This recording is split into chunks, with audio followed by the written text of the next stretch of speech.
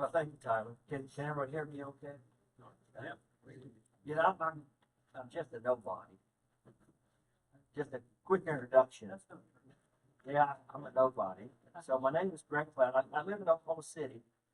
I grew up in Yukon, graduated Yukon High School, left, went several different places, but I came back in about 2015, so I've lived here about 10 years.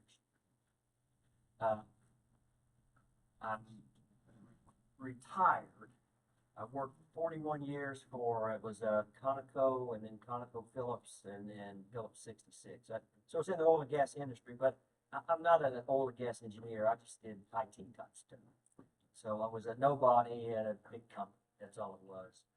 So I'm not real entrepreneurial, and it's one of those things where life just takes you where it does and drops you where you need to be.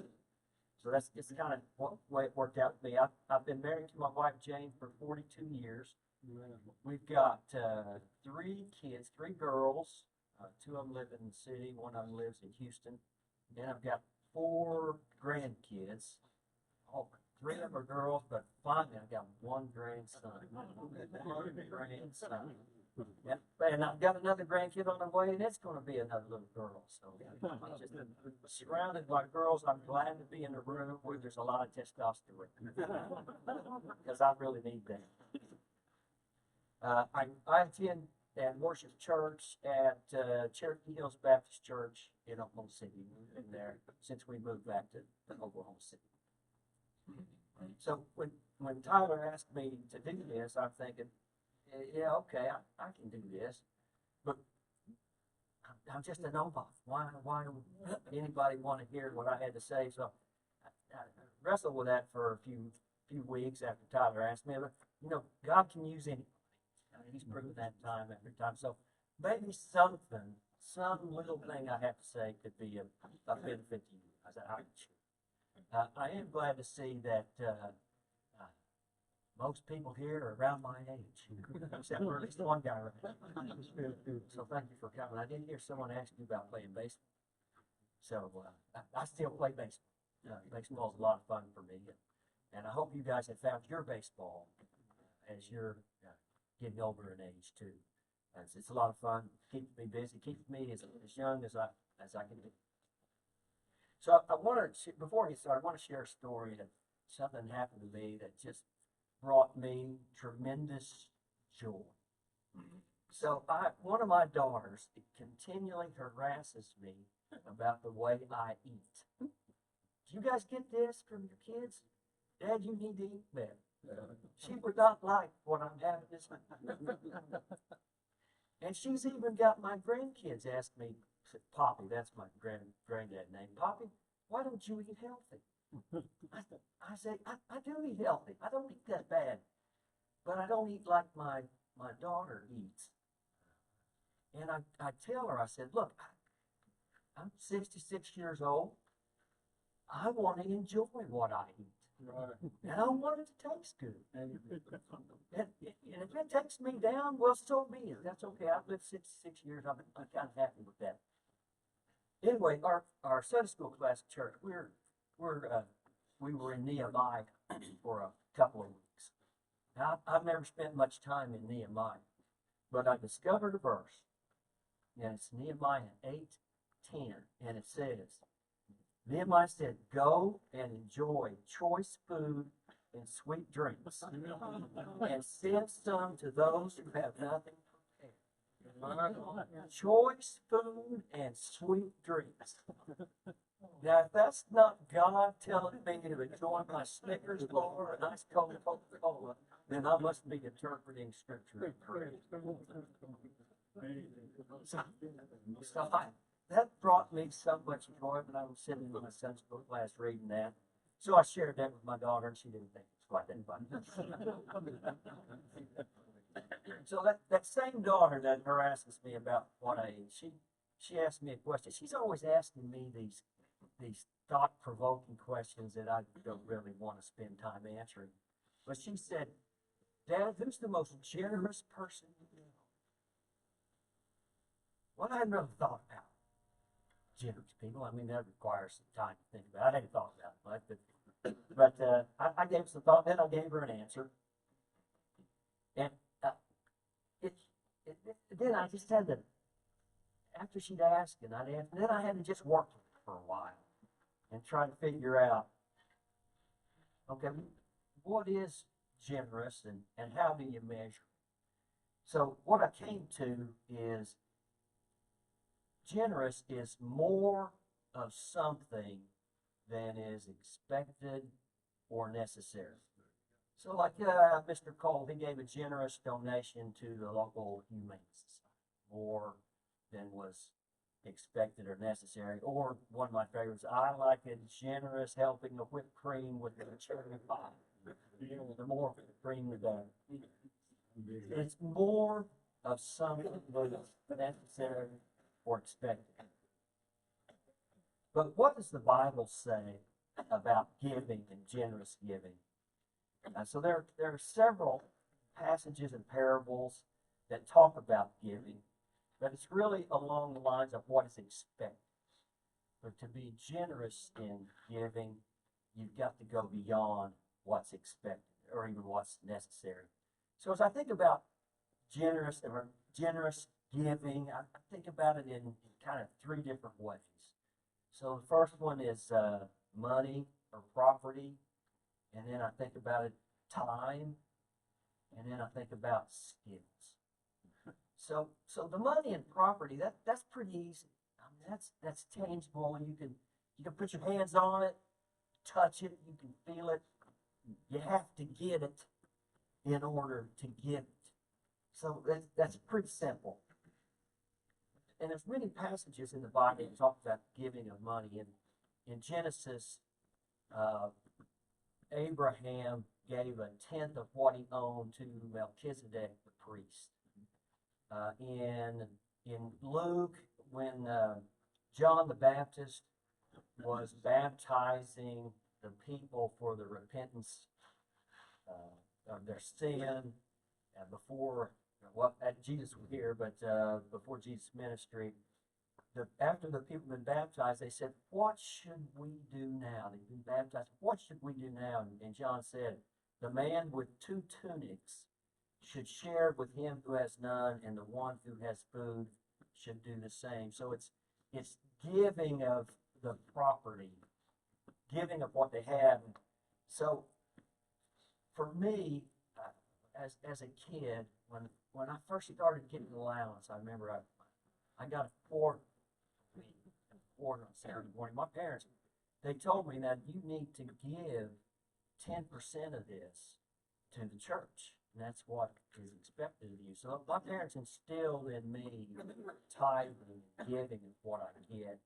And I've been able to stick with that throughout my lifetime. I've been trying to pass that on to both my kids and my grandkids. And I think that's what God expects of me. So to be a generous giver, I've got to go beyond that. I was fortunate or unfortunate to live in Louisiana for 7 years.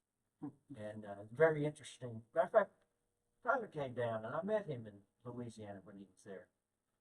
But I got to live there, and a preacher, he gave a sermon once, and some sermons just stayed with me. Well, this is one that stayed with me. And he said, whenever you earn money or come into money, however you get money, you need to do 3 things. You need to spend some, you need to save some, and you need to give some.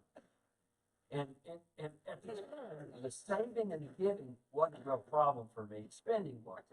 I didn't spend. And I'm sure there's several of you guys that grew up like we did. We always had enough money to pay for food, but that was about it. So we saved. We didn't, because we didn't have money to spend. So that, as money came to me, breaking out of that and actually spending some was a struggle for me. But the saving, that was pretty easy because I'd done it all my life. And the giving and generous giving was something that I had to, I didn't wrestle with it, but how do I make this work right so that I was pleased? But just remembering that spend some, save some, give some. And he didn't really talk about how much, because that's an individual decision. You know, how much do you save? How much do you spend? That's really an individual decision. But for me, it was the tithe was the expected, and then go beyond that as I could. If you're giving now, awesome, great. That's what we need to do. If you're not giving, I encourage you to give of your money or property. I encourage you to. If you don't think you can give, I would still encourage you to start really, really small. Just any amount is going to be pleasing to God, and I know God will bless you for that. So now I can move on to some of the things that are a little bit tougher. The time and the skills. So everyone has 24 hours in a day. Everyone. Doesn't matter who you are, you got 24 hours. Not more, not less. So how are you using your time? Everybody has skills. Everybody does. So how are you using your skills? And how often do you get asked to volunteer for something or to help with something? It might be, hey, I need some help moving. It might be, I need some help with kids. It could be a mission project that you're dealing with, but that you're asked that. But how often when you're asked to do something, do you try to figure out a way out without really saying no? Now, come on, come clean. Hey, Greg, this is Tyler. I need somebody to speak at the men's breakfast this Saturday. Can you help me out? I'd really like to help you, Tyler, but I've got this fishing trip I've got to go on this weekend. So I'm sorry I can't help. Now, how often does that happen?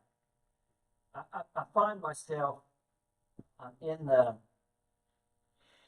I want to do this, but I don't want to do this. Surely there's a way out. I've got something else I have to do. So I hope that doesn't happen to you, but I suspect it does. And so when that happens,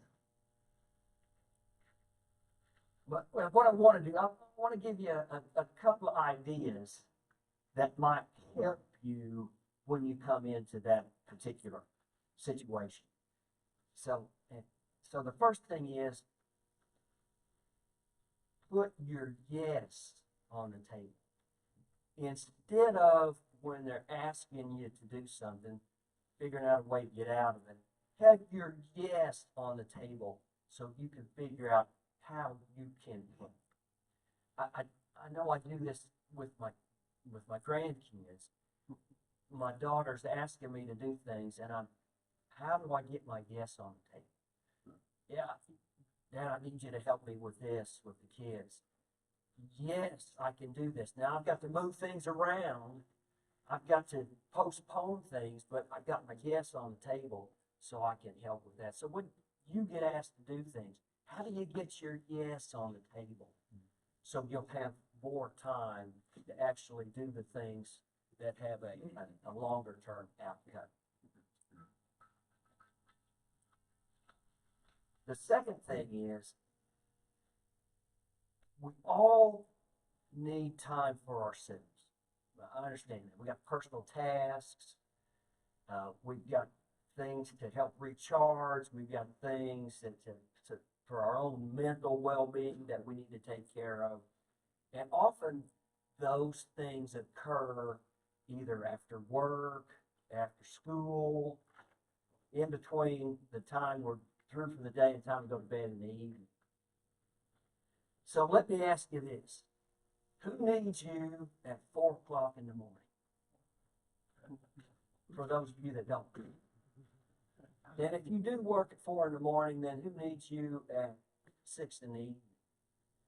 But who needs you at 4 o'clock? Who needs you at 5 o'clock? And I'm told that most of you, nobody needs you 4 in the morning. And if someone does need you at 4, find a time when someone doesn't need you. And then how can you move some of those personal tasks, some of those me tasks, and that me time to that time when nobody needs you? Now, shortly after we had kids, I found that a lot of my me time that I needed to do was now taken over by higher priority time. And by high priority, I mean my wife said, you are going to do this with the kids in this time. So I realized that those personal tasks either would have to not get done at all, or I'd have to find a different time to do them. So I started getting up early. I got up at 4 o'clock, and I would do some of those me tasks. Now, it wasn't easy to do, and it took me some time to get used to it. But by moving some of those tasks to time when nobody needed me, it freed up time that I could spend on the higher priority items and doing things that could help other people. So just something to think about. It may work for you, it may not. I still wasn't able to say yes to everything. I still had to say no to a lot of things, but it did give me a little bit more time.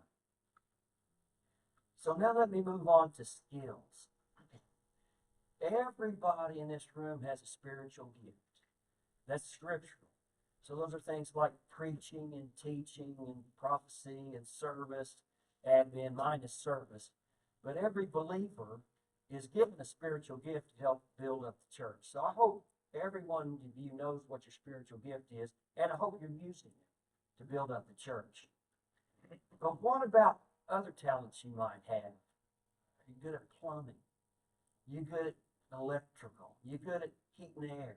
You good at computers? Are you good at making these complicated iPhones work? Or making TVs work right? However this is supposed to happen. Are you good at that? But guys have skills. Probably my favorite one is painting. I can't stand to paint. But every mission trip or volunteer effort seems to require painting, and I get stuck painting, and I just can't stand it. But here's the thing. It doesn't take much skill to paint. You put the brush or the roller in the paint, and then you put the brush and roller on the wall or the ceiling. Just about anybody can do it. Anybody can paint. It doesn't mean you have to like it, but anybody can do it. So, are you guys being generous with your skills? You need to find that painting skill that doesn't require a lot of talent and put that to use. So I would encourage you to do that. Our church has a program called Quiz Kids, and that program identifies kids who are having reading issues at a local elementary school, and then it matches them with a tutor who could spend time to help them improve their reading. And so we do this once a week on a Wednesday afternoon throughout the school year. And I'm not a reading teacher.